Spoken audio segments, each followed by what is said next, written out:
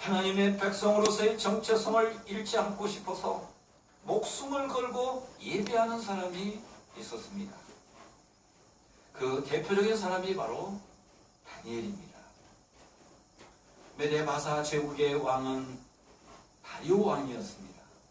그는 고관 120명을 세워 전국을 통치하게 했고 그 위에 3명의 총리를 두었는데 다니엘은 그들 중에 수석 총리였습니다.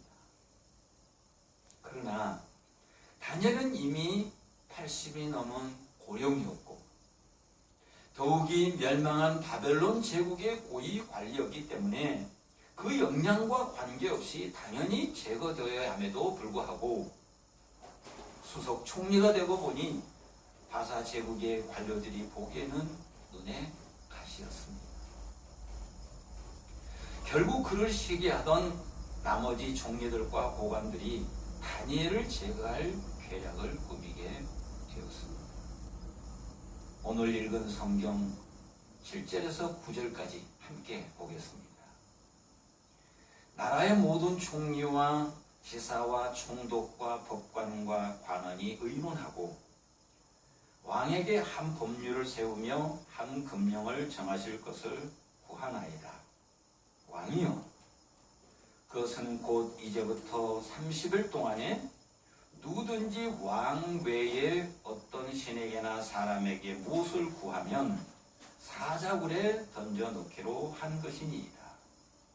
그런즉 왕이여 원하건대 금령을 세우시고 그 조서에 왕의 도장을 찍어 메대와 바사에 고치지 아니하는 규례를 따라 그것을 다시 고치지 못하게 하옵소서 하매 이에 다리오 왕이 조서에 왕의 도장을 찍어 금령을 내니라.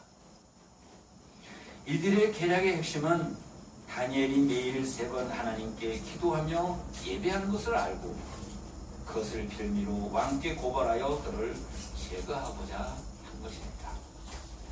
그런데 문제는 바로 다니엘의 행동입니다. 성경은 10절에서 이렇게 기록합니다. 다니엘이 이 조서에 왕의 도장이 찍힌 것을 알고도 자기 집에 돌아가서는 윗방에 올라가 예루살렘으로 향한 창문을 열고 전에 하던 대로 하루 3번씩 무릎을 꿇고 기도하며 그의 하나님께 감사하였더라. 다니엘은 매일 기도하던 골방으로 올라갔습니다. 이전에 하던 그대로 조금도 다르게 행동하지 않고 예루살렘을 향한 창문들을 활짝 열었습니다. 그리고 다니엘은 메데 바사의 왕인 고레스가 아니라 여호와 하나님께 무릎을 꿇고 두 손을 들고 기도하며 예배합니다. 사랑하는 성도 여러분, 어찌 다니엘이 이런 무모한 일을 할 수 있습니까? 다니엘은 왕의 도장이 찍힌 이 금령을 모르고 있는 것입니까? 아니면 다니엘은 발각되면 사자의 밥이 된다는 것을 모르고 있는 것입니까? 그것도 아니라면 다니엘은 그의 정적들이 지켜보고 있다는 것을 모르고 있는 것입니까? 왜 다니엘은 이전에 하던 그대로 창문을 열고 예배했을까요? 이스라엘은 언제나 하나님께 예배를 드렸는데 이 예배는 신앙인의 생명이었습니다. 하나님의 백성들의 생명이었습니다. 그래서 아브라함이 하나님의 부르심을 받아 가나안 땅에 도착해서 첫 번째로 한 일은 예배였습니다. 하나님께서 이스라엘 백성들을 애굽에서 출애굽하게 하신 이유도 예배였습니다. 하나님께서 이스라엘 백성들을 애굽에서 탈출하게 하시고 그리고 이스라엘 백성들이 가나안에 입성하기 전에 모세가 가르친 가르침의 핵심도 예배였습니다. 다윗이 왕이 된 후 첫 번째 사역은 법궤를 예루살렘으로 모시는 일이었습니다. 그 이유가 무엇입니까? 하나님께 예배하기 위한 것입니다. 그 이스라엘 백성들은 어느 지방 어느 나라에 살든지 언제나 성전이 있는 예루살렘 방향을 바라보고 살았고, 예루살렘을 바라보며 하나님께 기도했고, 예루살렘을 바라보며 하나님께 예배했습니다. 우리 기독교 역사를 돌아보면 언제나 최고의 가치를 예배에 두었습니다. 예루살렘 교회 성도들은 다락방에 모이거나 가정에서 모이거나 장소에 상관없이 언제나 하나님께 예배를 드렸습니다. 특히 네로 시대의 박해는 상상을 초월했습니다. 그때도 우리 믿음의 선배들은 예배당에서 예배를 드릴 수 없게 되었을 때 각 가정에서 예배를 드렸고, 각 가정에서 예배를 드릴 수 없을 때는 마을에서 떨어진 지하 공동묘지인 카타콤에서 예배를 드렸습니다.